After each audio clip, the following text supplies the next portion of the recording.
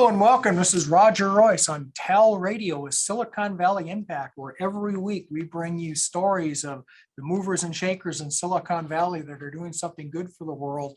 And today, we're really excited to be able to talk to my former partner, John Montgomery, who has launched the Center for Global Consciousness, as well as several other initiatives.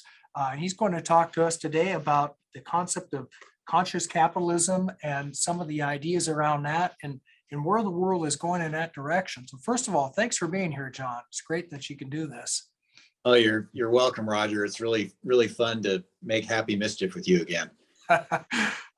So before we jump into what you're doing now, you're kind of even today, I know you haven't been here in the Valley for a while. You've moved up north a little bit. I mean, you're certainly an industry luminary. Everybody in the world knows you. You've been around a long time. You've done a lot of venture capital and startup stuff. Tell us a little bit about your stuff and your background and how you kind of got to where you are right now.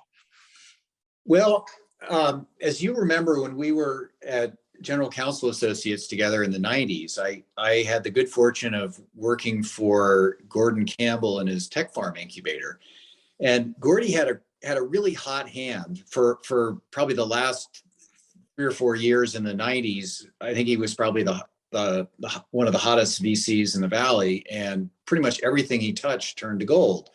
And I saw a developmental pattern in Gordy's companies, and that seemed to be a precursor or an indicator of success. And my thought was, if I could reverse engineer what was going on in those companies, we could optimize the probability that companies would be successful. And that thought sort of led me down a long journey where, to make a very long story short, where I ended up was realizing that, here we are in Silicon Valley, we're the global center of innovation, and we're launching businesses in corporate structures that were designed in the Middle Ages. And we're not designing corporations that are optimized for human beings and how they work best. And optimizing a business for neuroscience and so on and so forth, and to optimize peak human performance doesn't guarantee that the business is going to be successful, because you still have to succeed in the marketplace. But you can certainly optimize your probability of success. And this got me into benefit corporations, B Corps, all the rest of it, because I concluded that the corporate form itself was ripe for innovation, because the corporate form that dominates the world basically unwittingly is prone to sociopathic behavior, because it optimizes profit at the expense of society and the environment.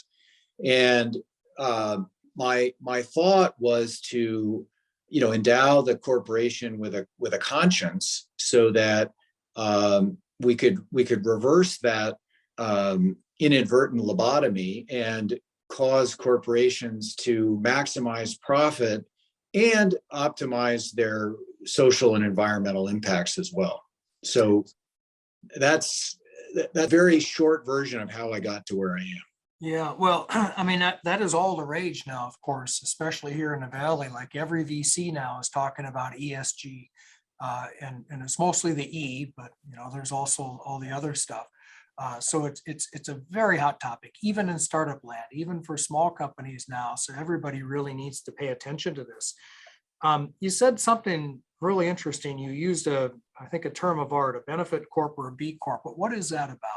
Well, a benefit corporation is a for-profit corporation that's identical to the standard C corporation that we all know and love, except it is required to provide a material positive impact on society and the environment from its operations taken as a whole. So it begins to endow the corporation with a conscience and it begins to recognize a multiple stakeholder model. And the current model of the corporation basically is shareholder primacy. There's basically one set of stakeholders that matters, and that's the shareholder. And a benefit corporation starts to recognize that a corporation is actually a composite of multiple stakeholders, and the economic data suggests that companies that do a good job maintaining good relationships with all of their stakeholders do better economically. They're more profitable. So for a profit-oriented world like Silicon Valley, the benefit corporation or the B Corp makes a lot of sense. Yeah, that would make sense that people would want to do business with companies like that, and that should lead to profitability. Let's shift gears a little bit here, John. I know you're working on a new project and a new book around net zero emissions. Can you tell us what that's about? Sure. Well, Larry Fink of BlackRock, in his annual letter to CEOs, basically told CEOs that they need to be able to show BlackRock their transition plan to conform their business models to a net zero emissions economy. We're trying to get the carbon out of the global economic system. Right now, the collective of humanity is engaged in a giant science experiment because we're putting, plus or minus, 60 billion metric tons of CO2 and CO2 equivalents into the atmosphere. And those are greenhouse gases that trap heat from the sun. And scientists have modeled what that's going to mean for us if we don't do something.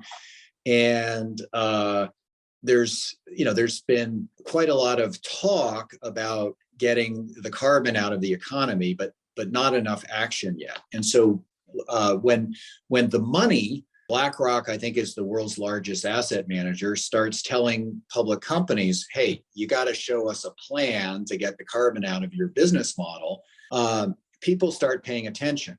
The one challenge with Larry Fink's pronouncement is that there's not a blueprint for how to go about doing that, or how to think about getting the carbon out of your business model. A lot of companies have set carbon reduction targets. So they've basically said, okay, by 2030, we'll get 50% of the carbon out of our emissions based on our 2017 numbers. And in their mind, they think that's a transition plan. That's, sort of like in a business, the difference between a budget and a strategic plan. A lot of people think a budget is a strategic plan, but it's like, how are you going to get those numbers? How are you going to deliver those carbon targets? So the book is an attempt to provide a resource for companies globally to help them come up with their transition plan, how to think about getting carbon out of their business model, how to think about reinventing their business, how to think about getting the carbon out of product lines, and so on and so forth. And while we're on the topic of Silicon Valley, and I was thrilled to hear that companies are now very interested in ESG and all this kind of stuff. There's no reason why every company being started in Silicon Valley shouldn't start out with a net zero emission business model, because it's a hell of a lot easier to get the carbon out of your business model before you start than afterwards. It's very, very expensive. And there's a hidden carbon short in the economy, in the sense that everybody expects that carbon taxes are coming. We don't know when. Canada already has one in place that's going to go up to, I think, $170 a ton by 2030. And most likely what will be the precipitating event is some horrible ecological disaster, a heat wave in Europe that is worse than the one in 2003 that killed 70,000 people, a heat wave in India, something like that will wake us up that like, okay, this is really real. And since this program has a Silicon Valley orientation, I would strongly recommend any founder starting a company today to incorporate a net zero business model into their business plan from the get-go, because it'll be a lot less expensive to design your business without minimizing its carbon footprint than retrofitting it later. Yeah, and plus make the company a lot more attractive, both to its customers as well as to investors. I mean, I'm not kidding. The due diligence lists, they all have this stuff on it now from every major investor. So I think your efforts are paying off. People are realizing it. But what you said is really interesting. The how-to is the hard part. So, and that's what your book will cover. Yeah, and we're trying to give people pathways to net zero, how to think about it, how to get your head around it.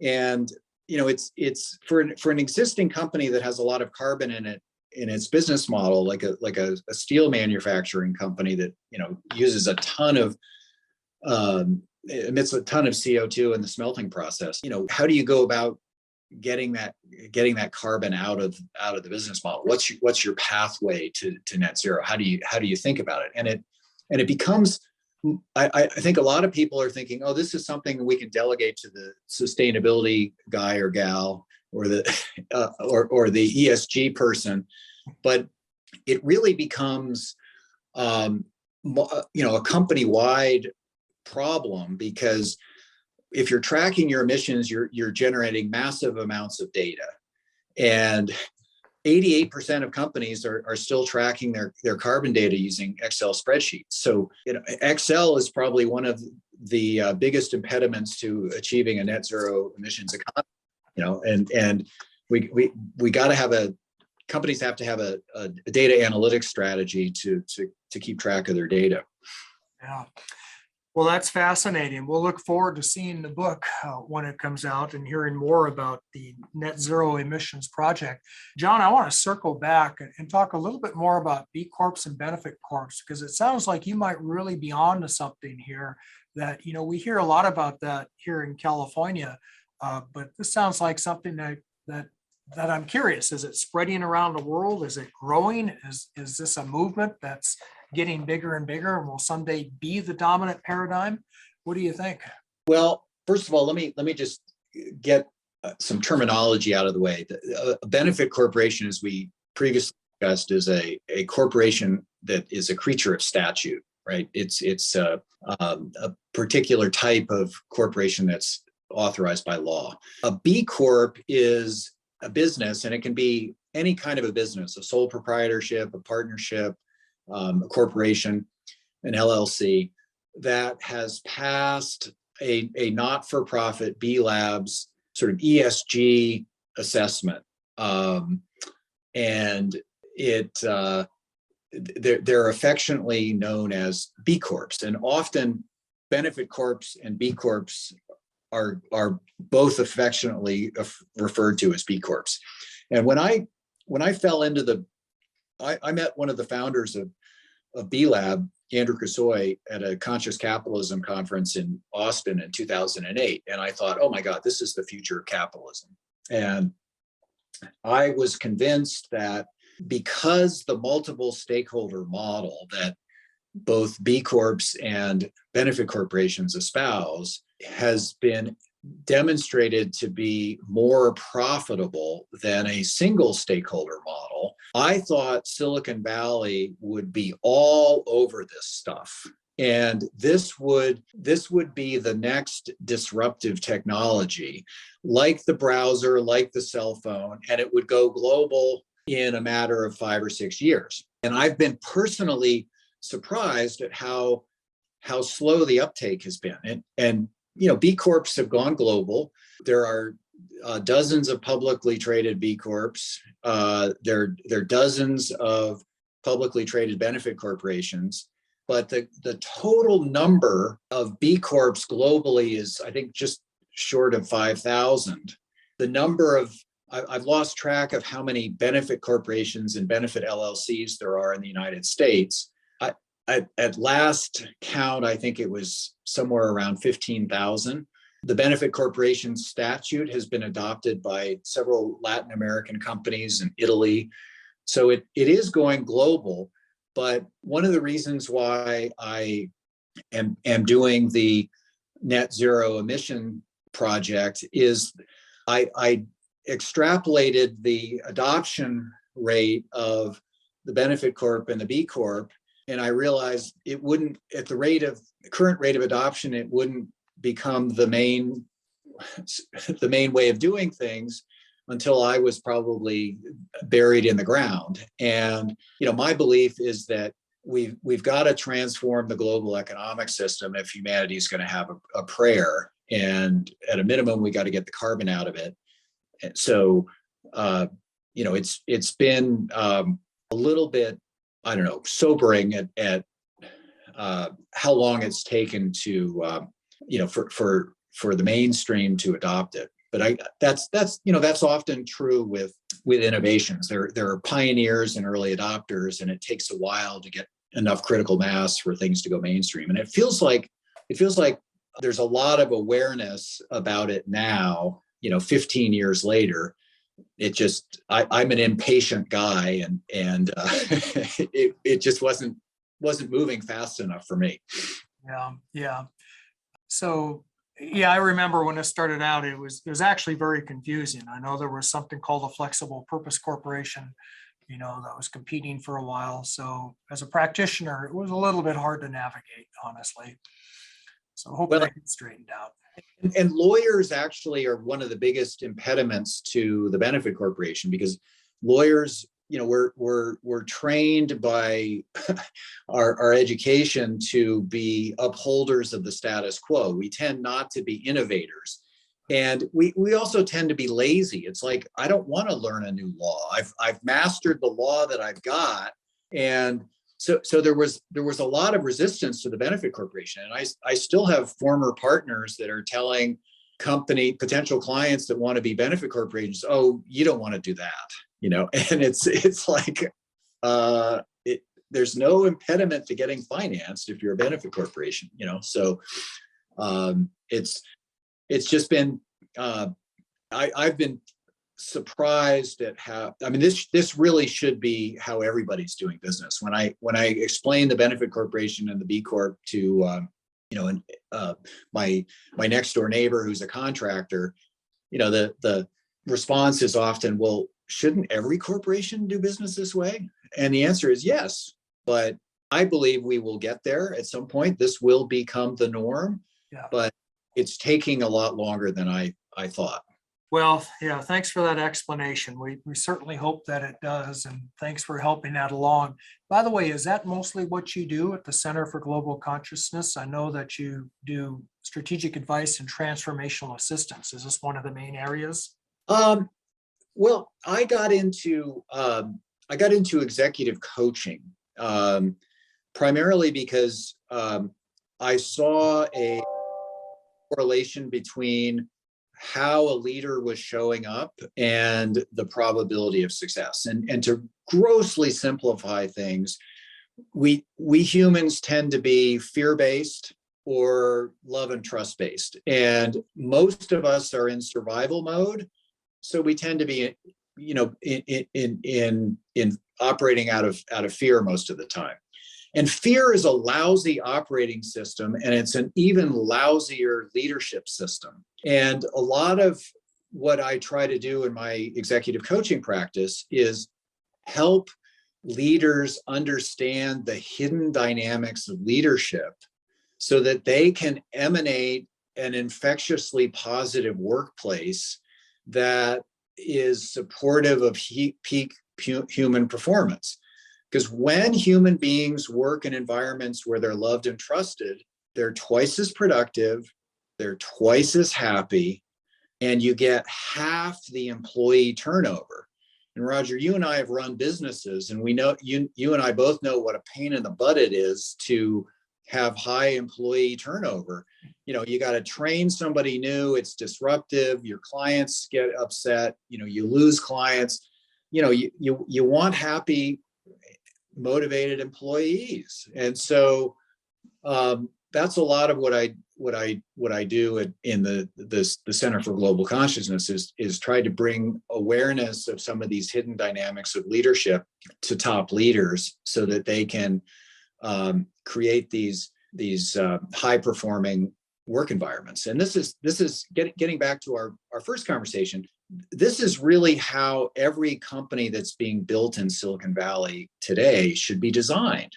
We finally understand enough about the human being, the human psyche, human psychology, human consciousness, that we can design corporations that are optimized for peak human performance. And we're not doing that.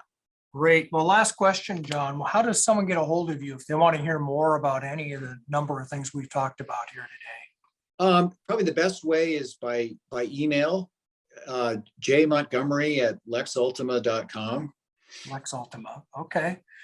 All right. Well, great. And I'm sure they can find you on the web as well. Yeah, if they want more information, look at my LinkedIn profile or the Center for Global Consciousness. Okay, great. Well, I want to thank you for being here, John. This is Roger Royse with Silicon Valley Impact. We've been talking today with John Montgomery from the Center for Global Consciousness on a wide variety of topics: net zero emissions, conscious capitalism, the Center for Global Consciousness. Again, thanks, John, for participating. Thank you, audience. We'll see you all next week.